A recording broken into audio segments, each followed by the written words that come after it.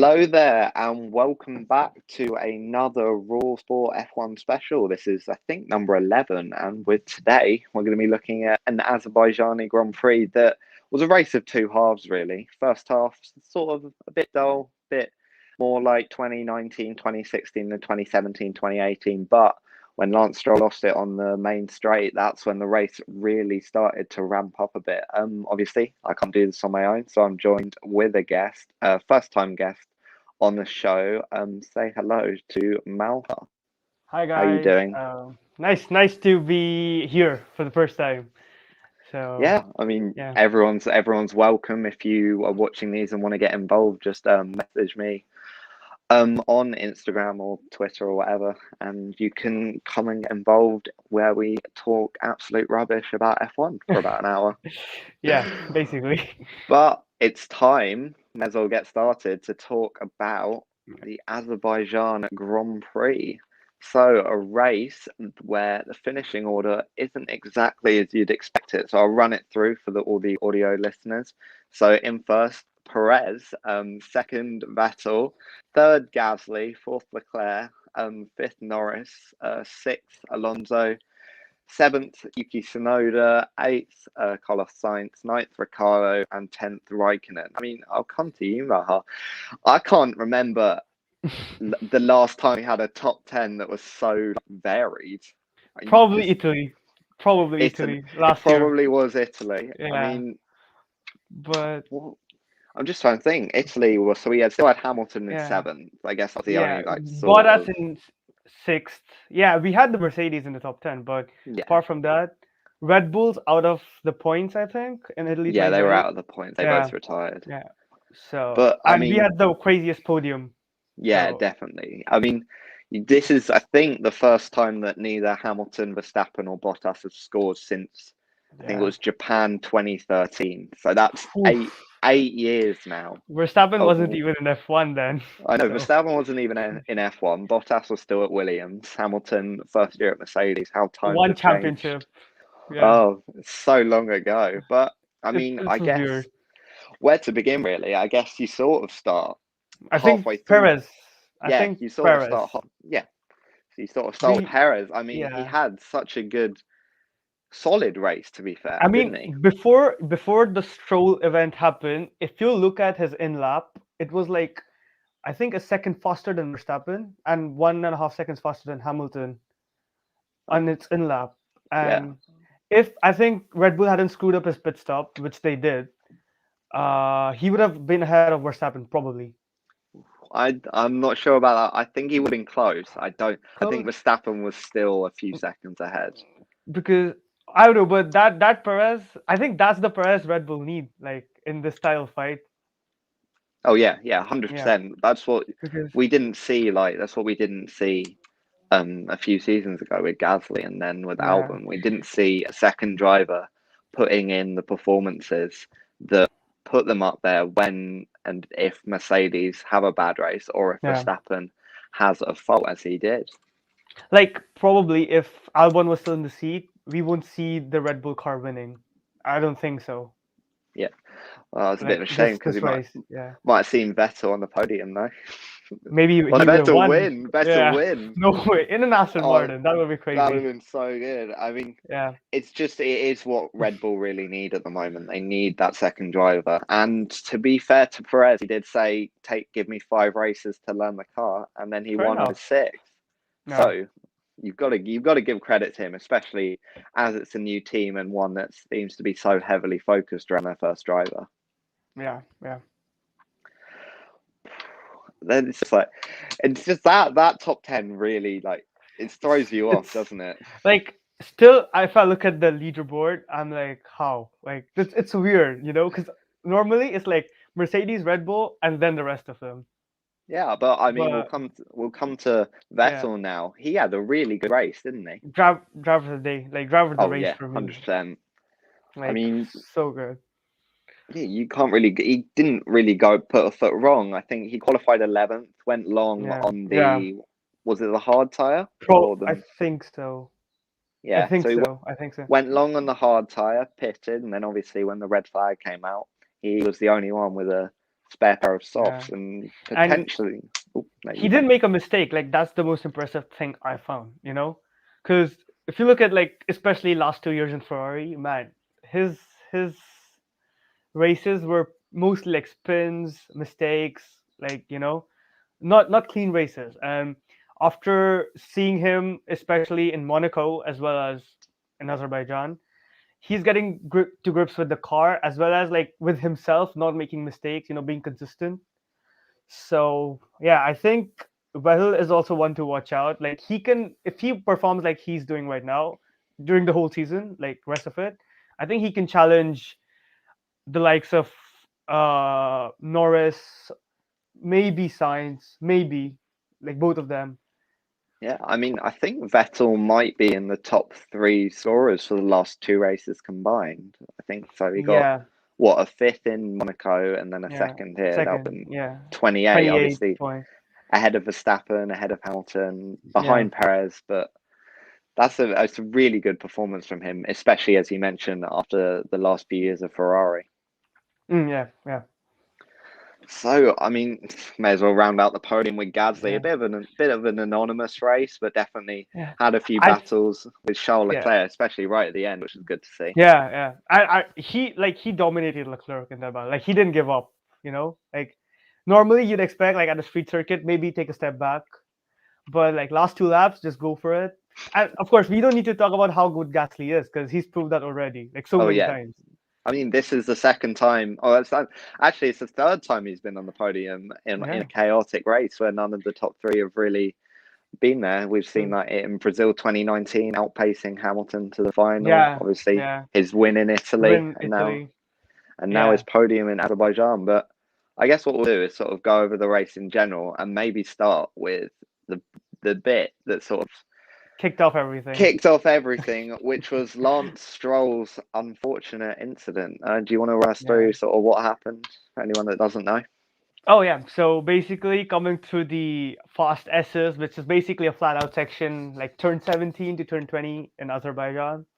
And yeah, popped out his left rear Yeah, tire, and just went in the wall. Like, just lost control. Like, yeah. So I thought first, like after seeing the incident, maybe he just put himself in the wall. Like he ran too close to the wall and went in the wall. But yeah, the replay show his tire just went out.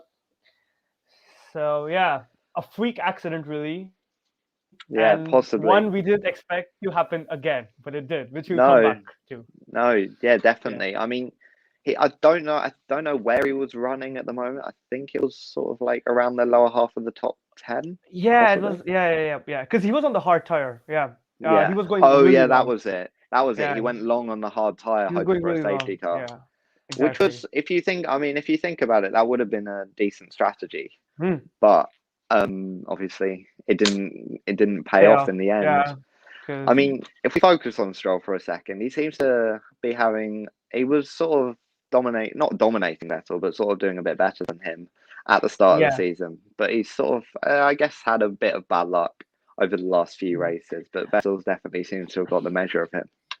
yeah. I think that's the thing. Vettel is not used to the car. Like Lance Stroll has a 1 year. If you look at it, they changed the car in 2020. So Stroll had 1 year to get used to like the low rake car. Because Vettel had drove a completely different car in Ferrari, different PU. Now he's come to Aston Martin. He's going to take some time to get used to this car. Plus, the regulation change means the rear end is a bit loosey goosey in Vettel's language. So, yeah, I think Stroll, of course, like I expected Stroll to fully be ahead of Vettel for like at least the first, like till Silverstone maybe. Yeah. Well, I mean, you've got to Uh, give credit to Vettel. He is a full-time world yeah, champion. He is a good yeah, driver. And I yeah, mean, he showed that today. I think actually, no, that was it. He ran on the soft tire. He did it for like 7 or 8 laps longer than yeah, everyone yeah. else. He did on So soft that tire, meant but he really meant long. Yeah. fresher tires to challenge the Yeah, people ahead of him. he had like 10 laps fresher hards. Yeah, So that was it. yeah. But So and then obviously we see the safety car restart. We anticipate a bit of drama, but we didn't really come, did it? And do you yeah. think that drivers are starting to learn what to do on a restart at Baku. Learn not to go too early. Sure, yeah. Like basically, Mugello, like not unlike Mugello, basically Verstappen, just before the line he went out, which is the practical thing to do. Otherwise, he would have got slipstreamed and lost place to Perez, maybe. But But I still think it would yeah, have been a bit more interesting if we'd had yeah, like 4 wide scrap. Maybe they should just be forced to go a bit yeah. earlier Maybe at just shift the Azerbaijan. safety car line a bit I mean, earlier. oh yeah, definitely. But speaking of Verstappen, that was a Uh, thing that really, really set it off that was the bummer. when Verstappen had the same issue as Lance Stroll, but a bit further down the straight. I mean, what was your reaction when you saw the Red Bull spinning off into the wall? I was like, I couldn't believe it. Like, what just happened? I mean, Like, it's how? oh yeah, yeah, And it's like, exactly. That was the thing. That was the and the thing. It thing was is, how. Hamilton had older tires. Uh, Perez just had one lap fresher tire, so it could have happened to anyone, but had to happen to Verstappen.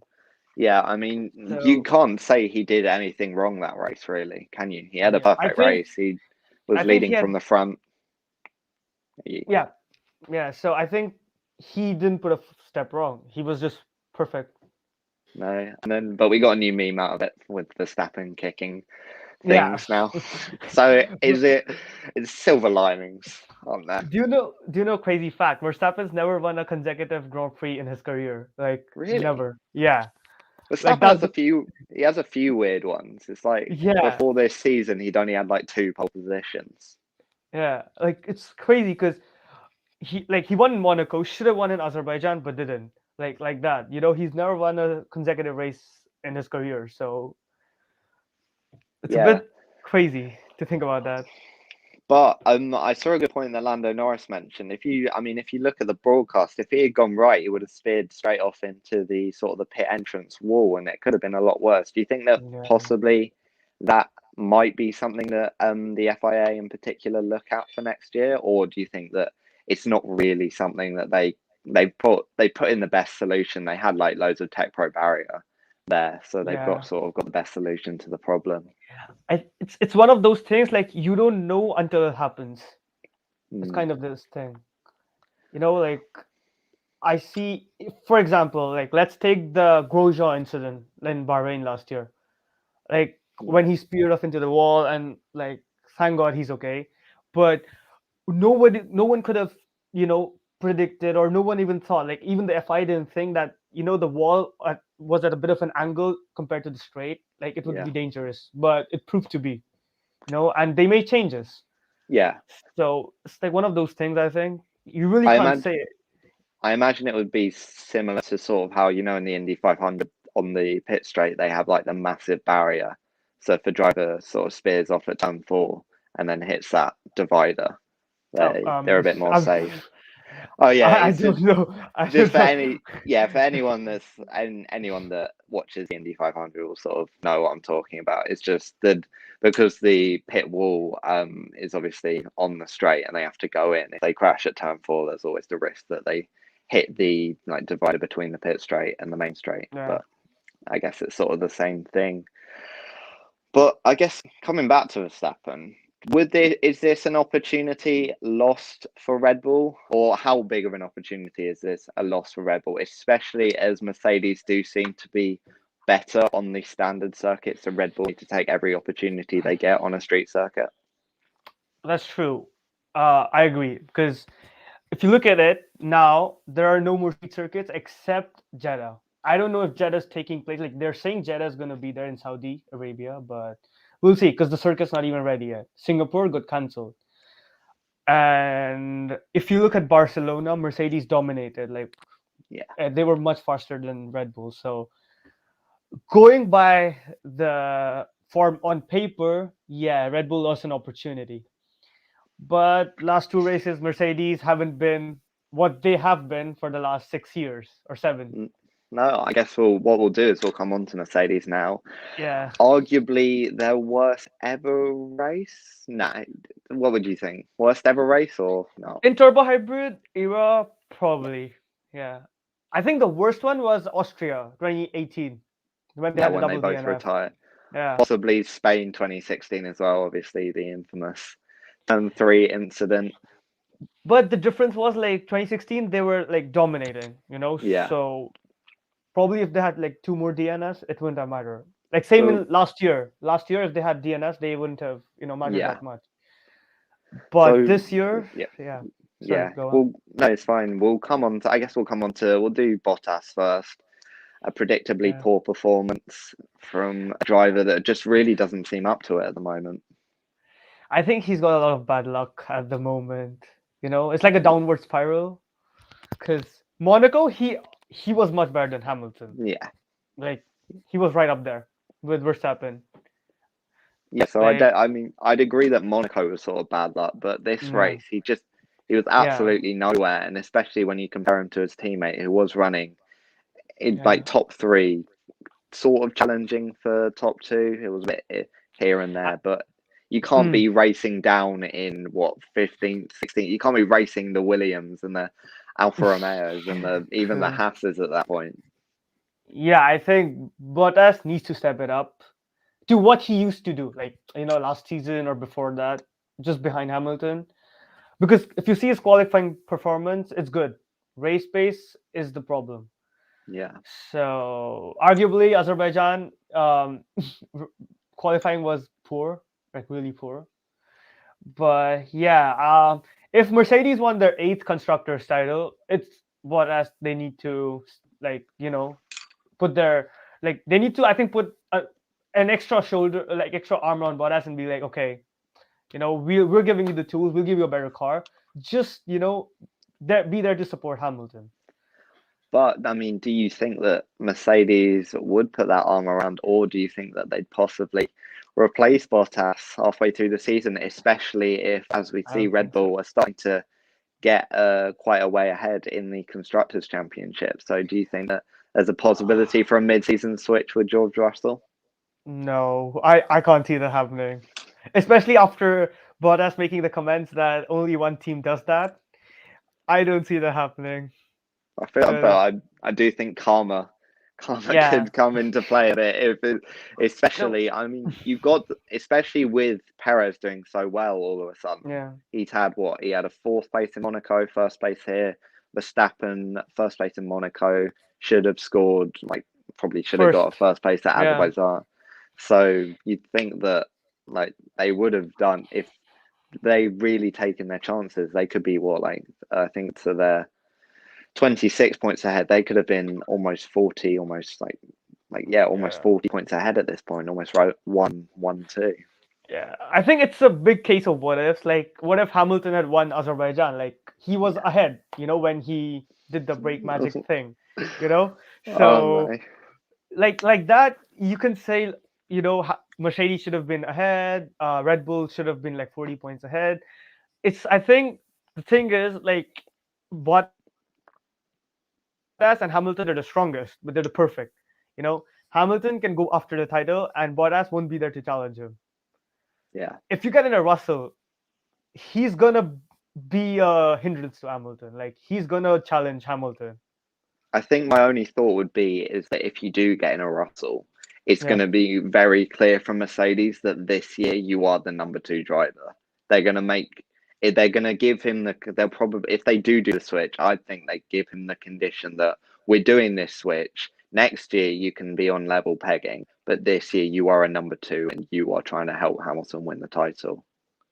Yeah, yeah. I think that would be fair. Like that would make sense if he does switch. But I don't think. I think especially okay. Mercedes say Monaco and Baku were like outliers for them. They were the two bogey tracks.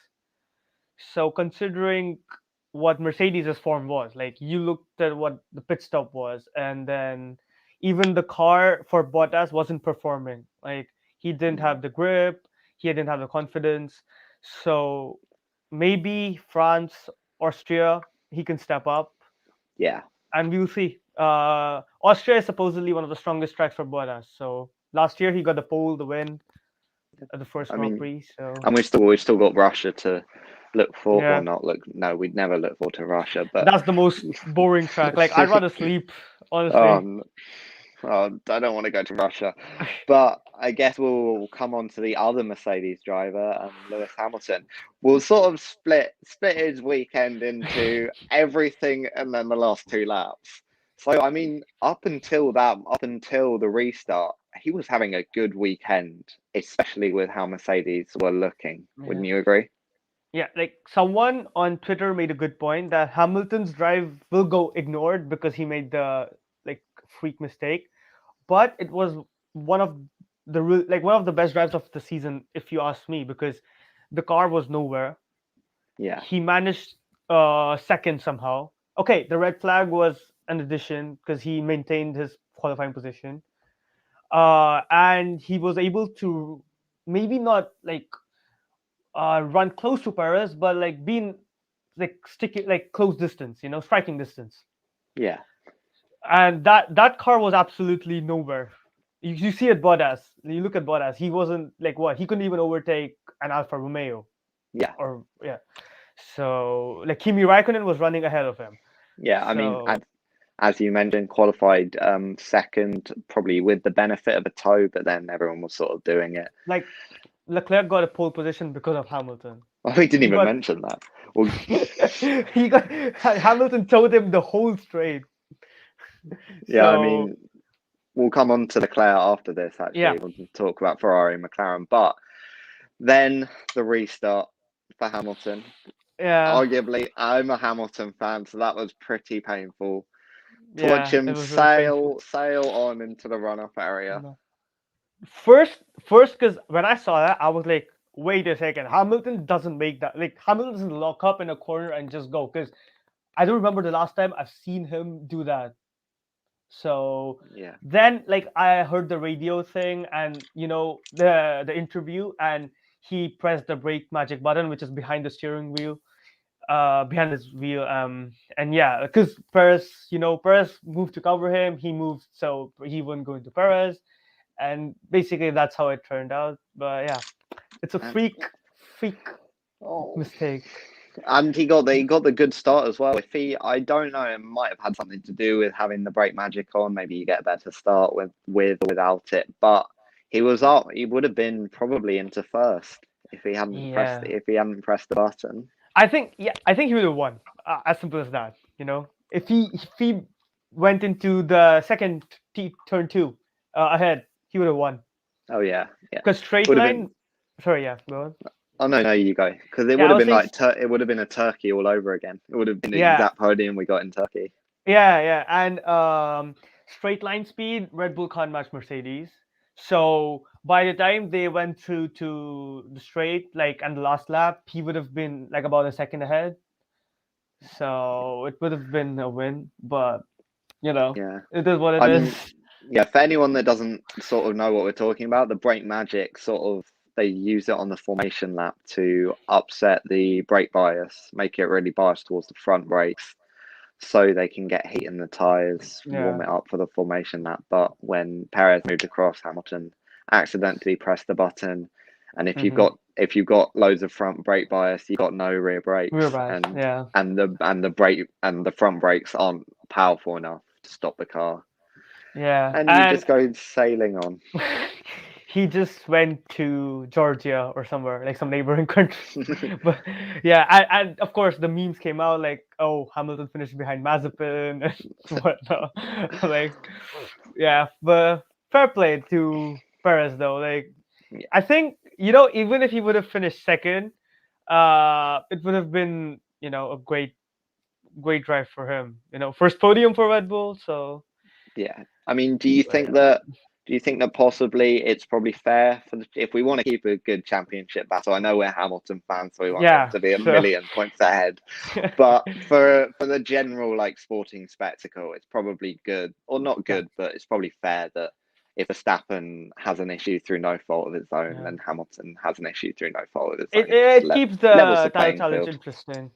Yeah, I mean, it's like the gap was 4 points coming in. The gap is 4 points going out, rather than what I think it would have been if he. Well, let's say he comes second, it would have been what 14 ahead. If he'd Yeah, won, it would have been 21. yeah. So I think it's better that both do not finish instead both finishing. Yeah, If you're a I Hamilton think. fan. If you're a Hamilton Oh fan. yeah. Yeah. Because no, if you're a Hamilton fan, if both had finished, what it would have been, the gap would have been 14 points behind 14, for yeah. Hamilton, Yeah. but it's Yeah. just 4. I guess Yeah. we'll do is we'll come on to some more of the midfield runners, the more midfield finishers. Actually, what I'll do is I'll just read out the drivers' standings and we can go through them. So Verstappen is still in first on 105, Hamilton on 101, Perez now in third on 69, Norris in fourth on 66, Leclerc in fifth on 52, Bottas all the way down in sixth on 47, Sainz on 42, Gasly on 31, Vettel on 28, and Ricciardo on 26. I mean, how is Bottas sixth? Yeah. Nah. It's just It's just if you look back at it, 2018 Mercedes car wasn't the fastest. Like Ferrari were way faster, especially no. till Singapore. Yeah, You know, definitely. because 2018 Ferrari introduced some upgrades in Singapore, and then it worsened the car. Whereas so but yeah, Bottas didn't win a single race in 2018, and Hamilton. Okay, arguably he should have won Russia, Yeah. And he but probably should have won Azerbaijan that year, shouldn't he? He yeah, got a puncher in the final few laps. true. So even like this year, arguably maybe Mercedes is the fastest, but Red Bull are so close. Like I think it's hard to. I think it's yeah, probably about 50, like 50 yeah. 50. So I don't know. Bottas might not win a race this season as well. Who knows? It's hard to What say. Oh, yeah, you also go. like sorry, but there's this like a really interesting theory which I saw. Do you think that Red Bull have the fastest car, or is just Verstappen like overdriving the car to a level that it matches the Mercedes? I just think it depends on the track. I think it really does depend on the track. If you've got a low grip track, it's clear that Mercedes haven't got the pace, and it's only like the driving ability of Hamilton that was keeping that car in the top 3, keeping it close to the Red Bulls. But if you've got a high grip track, I'm thinking like your Spains, your Portugals, probably, then I do think Mercedes are probably slightly quicker. But I think on balance, it's very close Very close. between the two teams. So I don't think that you can really say that the winner of this like championship will have won because of the car. I do think it will be because of the drives. Yeah, no, that's I agree. Because if you see at Bahrain, Mercedes had similar race pace, but they were clearly slower in qualifying. Like 4 tenths is Yeah, quite a big margin, and they've pegged back. Like pole in Barcelona, Portimao, Imola. Imola, arguably, Verstappen made a mistake, so I we mean can't do anything. Imola was basically nullified due to the weather, and then Yeah. obviously Hamilton had his issue. Oh Bottas man. crashed. How did he So got lucky with that yeah, one? red flag, yeah. But yeah, so I think it's so close with the cars, and with almost next to no development for the cars as well. Like Yeah, I think since Bahrain, Mercedes have put no upgrades on the car. If you look at the I don't know Tech Tuesday or some journalists who put pictures of like the pit lane pictures, Mercedes have put no upgrades. So I yeah. I mean mean, it's gonna be close. it will be definitely be close, and I think the next few races will really work out whether Yeah. Mercedes or Red Bull has the advantage for the rest of the season. Because, as you mentioned, we're not coming to that many more street circuits. Singapore's been cancelled. Australia may or may not go ahead, depending on how like vaccine rollout works. We Also, got Australia, if you look at it, it's a semi. Like Mercedes mm, have dominated that circuit, so I expect Mercedes to go well there as well. yeah. I mean Hamilton. I think Uh, Hamilton's got pole every eight, year. I eight think pole it. positions, something I like think it that. might be every year of the hybrid era. I think, yeah, I I think think so. it's just he's dominated there, and you'd think that if it comes down to it, that Hamilton might have the advantage. And then obviously got Saudi Arabia, completely new one, but it's also high speed. But if it's low grip, then we sort of might be looking at another Baku. Yeah, it's like an unknown. Like you, Oh you yeah, just can't predict. For all you know, McLaren or Ferrari could be up there as well. oh yeah. I mean, that's another thing about this season. It's just the Mm. unpredictability, and we'll get onto something unpredictable, which was Leclerc on pole. Oh yeah, I mean, if Just you want to add just something before, yeah, quickly. just before we get on to Ferrari and Leclerc, do you think that especially as we've seen low grip circuits, Mercedes struggling. Do you think the DAS being not there is hurting them? I think it's hard to say. I'm not sure. I think everyone was really amazed by DAS last season just because Yeah, it was new and they were moving the wheel. It's just like it was something new. I'm not sure. I think it was better at warming up the tires. I think that might be the thing. I think especially in qualifying when they were using it, yeah, it was helping warm up the tires a lot quicker, which does seem to be quite a big Mercedes issue at the moment, especially in exactly. like out laps. That's why they haven't really been able to do undercuts. So that's why Hamilton didn't really gain anything in I- Monaco, just because it takes so long for them to warm up the tires. Yeah, I think Mercedes are really missing the DAS because Yeah, last year, if you, I don't know if you remember the Nürburgring restart because it was really cold in yeah, November, and if you see Hamilton's restart after the safety car, he just pelted off, and Verstappen locked up because his tires were really cold. yeah, So I think this year, Mercedes not having a DAS, struggling with warm up. Rear tires they're okay because that's the tire with the powertrain, like the power goes yeah, to the rear tire, so that's okay. But yeah, I think DAS is making a big difference this year for yeah. them. I mean, you might have seen them do well better in Imola just because they have the grip to get off the start. Obviously, Verstappen had a really good start there, and it was interesting to see him muscle out. Oh, Sorry, I'm sorry. that's fine, that's fine. But I mean, well, I guess we'll come on to qualifying and with Charles Leclerc. That was Yeah, a very impressive lap, wasn't it? really good. And in his like press interview, I was surprised to hear that it wasn't a good lap. So if it was a good lap according to him, I'd be surprised. Like it would have been what, maybe like 5, 6 tenths ahead. Yeah. It I was a mean, and really good. especially qualifying in general was just a bit chaotic. I think 4 red flags equaled the Yeah, record. Everyone binning it at turn 13 or turn 4. It was just, especially like the last run in Q3, yeah. like Sonoda going in and then Sainz following him, just like Spinning in sympathy. But I mean, yeah, going back to Ferrari, it's just it does seem that they're sort of gaining a bit of an advantage over McLaren, especially as we've seen first 5 races has been so close. I mean, it still is close. There are only 2 points between the two, but hmm in the last 2 races, you've obviously seen a Ferrari on pole both times, yeah. one podium each at Monaco. Sorry. That's Wait. fine. That's fine. I'll give you a second. Yeah, perfect. Yeah, one podium Mm. each at Monaco, fourth for Leclerc, fifth for Norris. It's still very close, but Yeah, just the fact they're getting pole positions as opposed to maybe McLaren not might indicate that there's a bit of an advantage for Ferrari. I think the main race that made the difference, according like that's my opinion. But if you look at Barcelona, Leclerc achieved P4 on merit.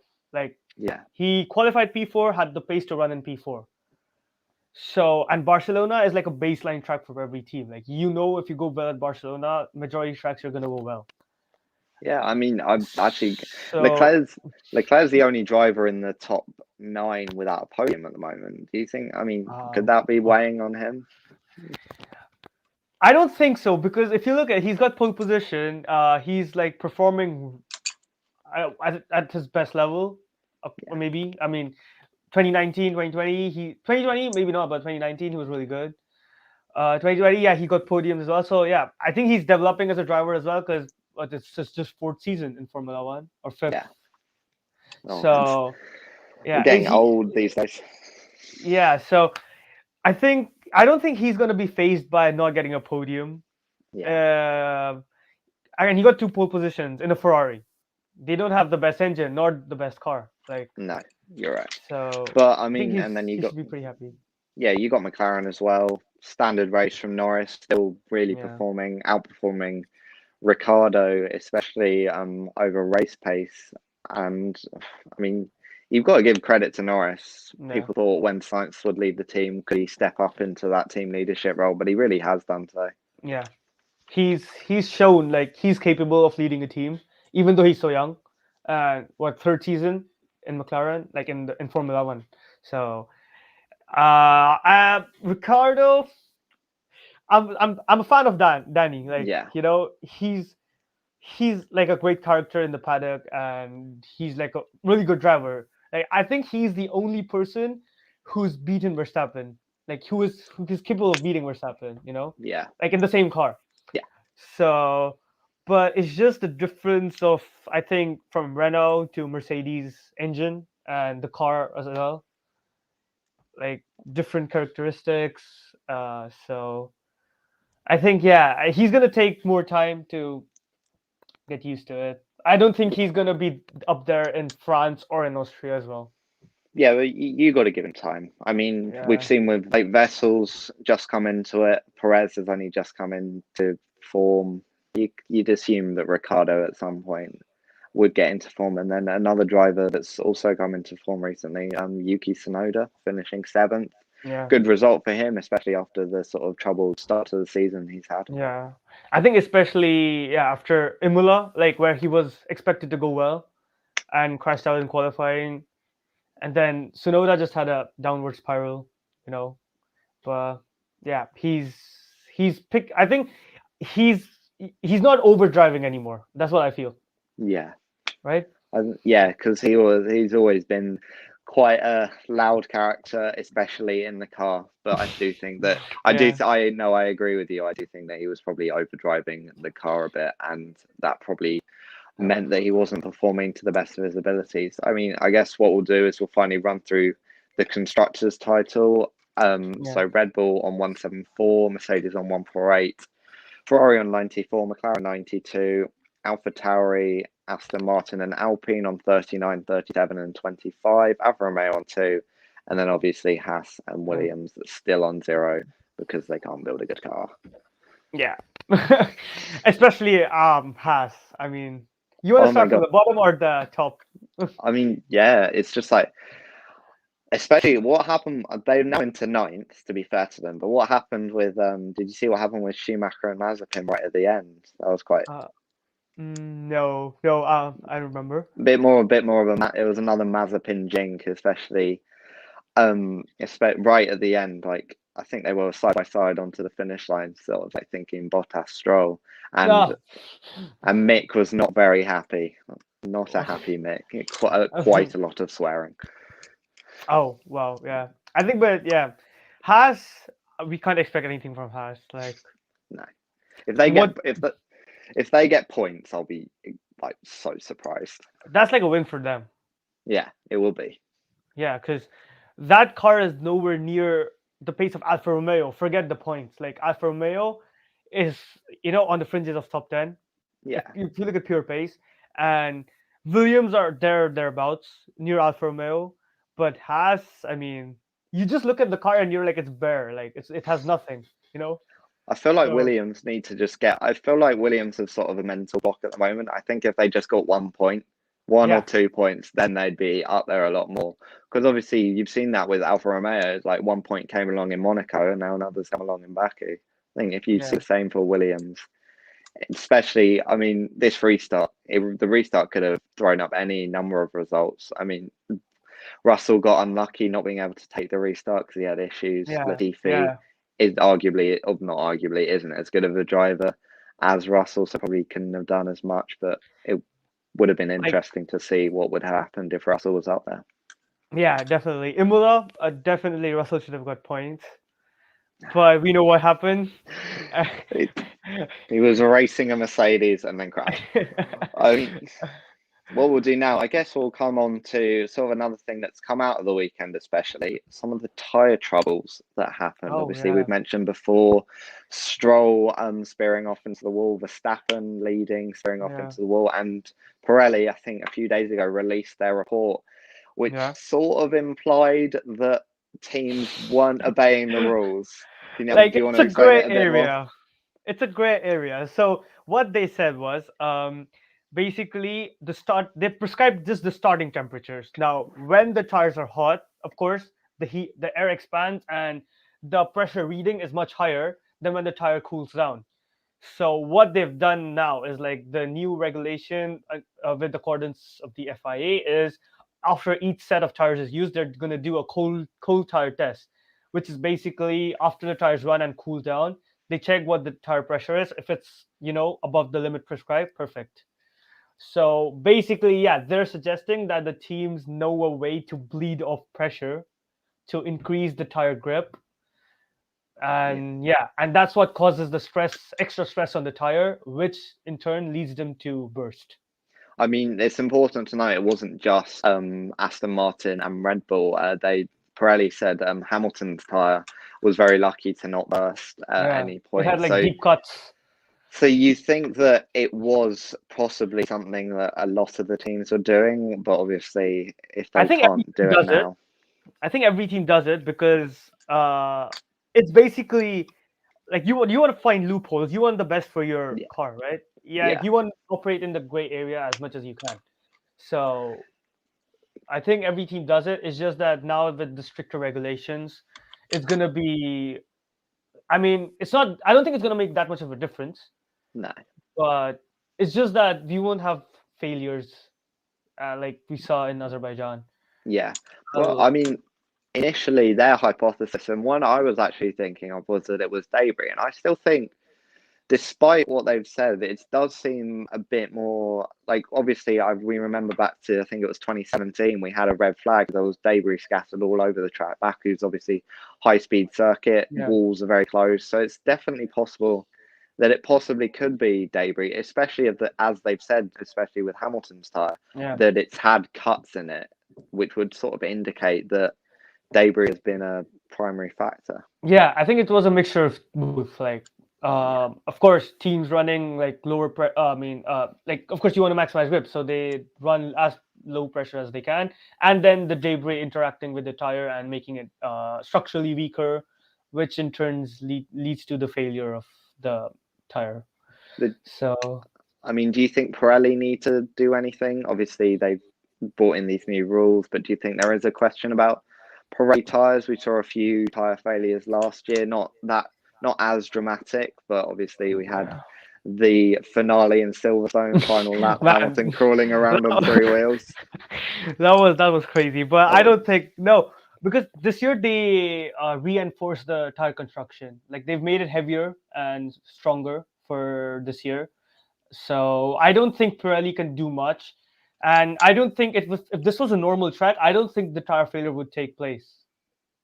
yeah, But that's just like again my opinion for I now. think that is another big thing about Baku, Yeah. and I did have like sort of a theory that you were seeing these tire failures on the straight where you don't normally see them, but that was probably after they'd gone through the biggest load, Yeah. going through the S's of Yeah. 16, 17, 18. So it did make a bit more sense if you dive into it, but obviously looking at it at the time, I think we'll see in Silverstone, won't we? Because Silverstone is as the most load on the tire. Because the circuits, like if you look at Silverstone, turn 9, like Cops, is yeah, flat out.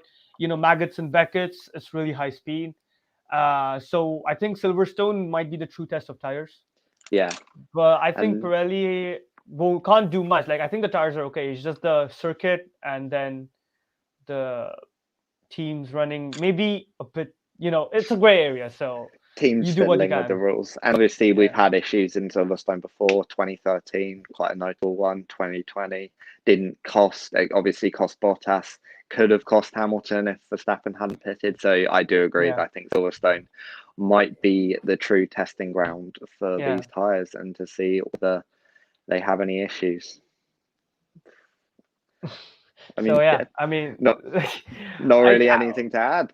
no, yeah, but Silverstone. We see it Silverstone. I'm Yeah, looking.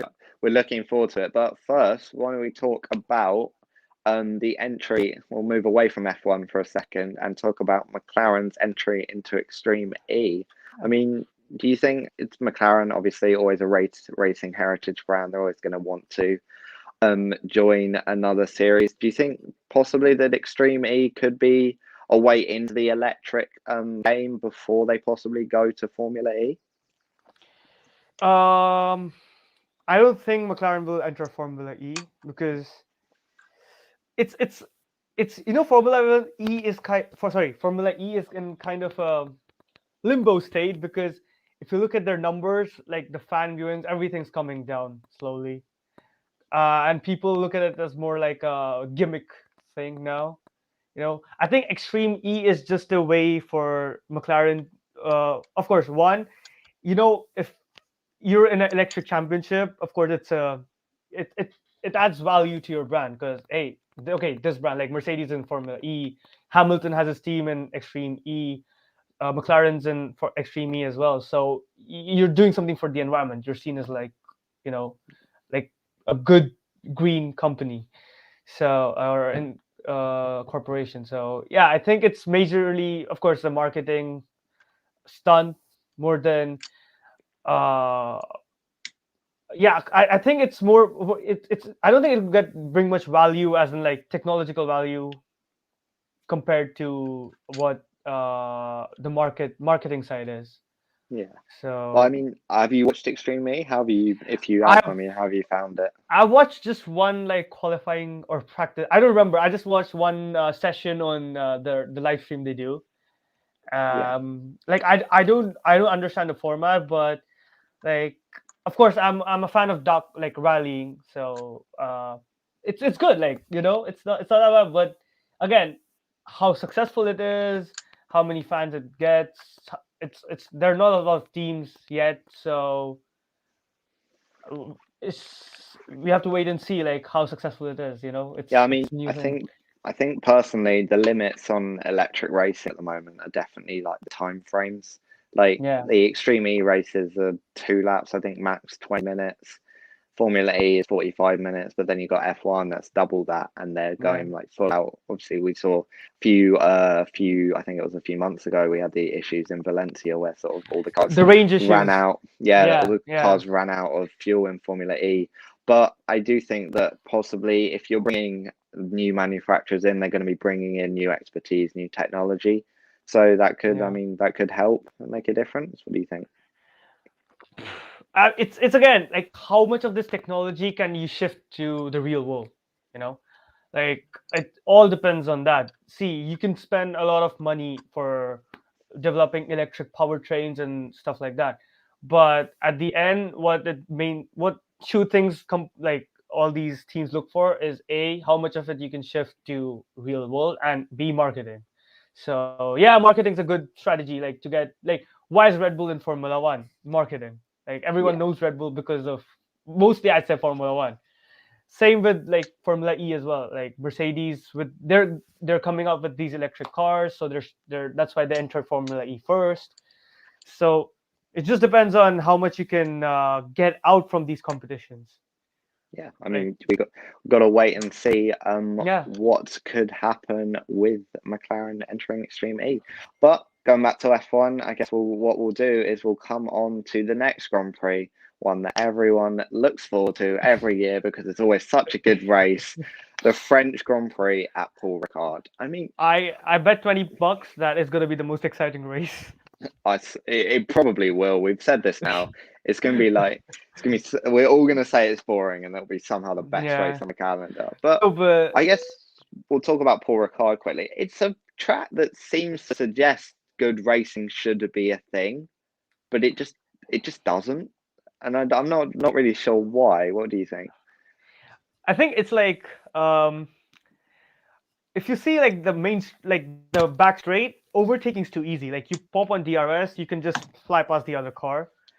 So in that sense, there's no really side by side action at Paul Ricard. You can overtake, but side by side action, I think that's what the circuit's missing. Plus, in like last 2 years, I mean, when this race has taken place, of course, 2020 it missed out, but Hamilton's dominated. Like plus 20 seconds, he's won. So Yeah. you know, I think people want to see action at the front more than like in the middle of the in the midfield or the back. So But I mean, that's probably what we're going to see. We've seen races that traditionally would be considered poor ones, Spain especially, have yeah, been like made more interesting because of the action at the front, because Verstappen and Hamilton are so close. yeah, Obviously, we have Monaco, not even this Yeah. season. Not even this season can overcome how dreadful Monaco is at the moment. And the one overtake we had, TV director misses it. So GG's to that. But there is a possibility that it could be made a bit more interesting just because there is that close battle at the front. Yeah, I mean it's all up to both like Mercedes, Red Bull, how competitive the cars are there. Like, and if you go back to Spain, if Verstappen didn't have a good start and he didn't get ahead of Hamilton at the start, I think it would have been a boring race because I think Hamilton would have gone out in the distance and just like like pit stops and then again back out front, win the race, go home. I think that would have been the case with Spain, but because Hamilton had a bad start, fell back, so we had a interesting race. Yeah, I mean, and then you've obviously got the Ferrari and McLaren rivalry continuing. Will Bottas be able to bounce back? I think it could be a bit more engaging than probably some people think, but obviously it's France. Yeah. We Also, can never hold high special hopes. mention to Alonso and Alpine. Oh yeah, I forgot to talk about them. Yeah, because he had an amazing restart. Mm. 4 car overtake, and six P6. Not bad. No, it's a good result. I mean, what I'm trying to do is sort of start everyone, all the guests and me will do predictions for the race, and then one thing that might or may not, like one exciting thing that might happen. You gotta predict it. So I'll write these down, and then I mean, if you want to come back on at some point, we talk about them, or just talk about it in the chat, in the WhatsApp chat during the race. So, what is your top prediction? And another rule I've added is that no one can predict a Hamilton, Bottas, Verstappen podium. Okay, yeah, sure. Top prediction. I think Ferrari front row. Wait, so you? Qualifying. Oh no, okay. So you think Ferrari qualify front row? Oh, that's your prediction. Yeah. Okay. Like maybe P2. I think Leclerc might go P2. I'll do Ferrari front row, and then if you get a bonus point if Leclerc P2. Yeah. Leclerc P2, but Ferrari front. Pole maybe not because I think it's a more conventional circuit. So it's Mercedes, of course. I hope they step up. I really hope they step up. Yeah. So and Red Bull are definitely gonna be there. So I think it's up to Ferrari how much they can perform. Because you look at Spain, Leclerc was P5. Arguably should have been P4. Arguably should have been P5 if Perez had stepped up in Spain. So let's see. It's gonna be interesting. So what about your top three? Top three. Can I go for the norm? No. The norm is boring. You can't have the norm. It would just make it boring. But I think it's going to be the norm. But it's just not fun, is it? A circuit like France, I mean, Hamilton has to win because last 2 races he scored 8 points. Okay, so Hamilton first. I'll put. Then probably have jinxed it now, but anyway. Oh no. I hope not. But I think Hamilton, Mercedes might get a 1-2. It's a bold prediction. Let's go for that. Mercedes 1-2. I mean, so Hamilton, Bottas, and then third. You put in third? Has to be Verstappen. Has to be like. Fine, I will give you this, but if it's not, then it's just very disappointing. I don't think Bottas comes in. I think it's going to be Hamilton and then go Perez, because I do think Perez is going to start, especially after gaining confidence. I just think he might beat Verstappen and may or may not, depending on what contract talk has been going on. He might not let him through, especially if you see them get close at the end of the race. I mean, so it's only 36 points off. If Verstappen has another retirement, Perez wins, then this could be a close one. It's an interesting point, but I don't think Red Bull will allow, or because Red Bull are pretty clear. Verstappen's the golden boy. it's him or Hamilton for the championship. Like, you know. So I don't think they'll let Perez disturb the current, what do you say, hierarchy in Red Yeah, Bull. But let's say it goes to like in Imola, like Perez out qualified Verstappen. yeah. So it's gonna be interesting. I think race pace wise, Verstappen has an upper hand. So even if he goes ahead, and Paul Ricard is kind of an easy track to overtake. So I think even if Perez is ahead, Verstappen will, definitely But I mean, overtake. you could get a Verstappen stuck behind Bottas, but then Perez Oh managed yeah. to get ahead. Oh, that would be So interesting. yeah, That would, that's what I'm going to go for. I'm going to go Hamilton, Perez, Verstappen, and then I think my exciting prediction will be 4 cars out in turn, 4 cars out on lap one. T1 I turn one remember, incident. I don't, maybe not turn one, no, but you remember like a few years ago, I think it was 18, Yeah, 19, one 18, of the 18. 18. We had obviously Vettel hit Bottas, then we had Yeah. Ocon, Alonso, Gasly, yeah, Alonso. So yeah, yeah, I'm going to go 4 cars out on lap one as my out there prediction. Right, so yeah. I think that's everything. I don't I think. hope, yeah, Let's just hope for a very boring race where Hamilton wins by half a minute, and yeah. then I hope so. I hope and so. Verstappen just spontaneously his car just blows Yeah, up, breaks down. If you can't tell, we're both Hamilton fans, so this is definitely something that we want. But yeah, it was great to have you on. Great to do yeah. another one of these, and obviously we'll be doing one next week for the which one's first? Styria or Styrian. Austria? This time is the Styria. For the Yeah. Styrian Grand Prix. Bro. So, thank you for watching. I've been Will Kingswood, and this has been a Raw Sport F1 special. Thank you.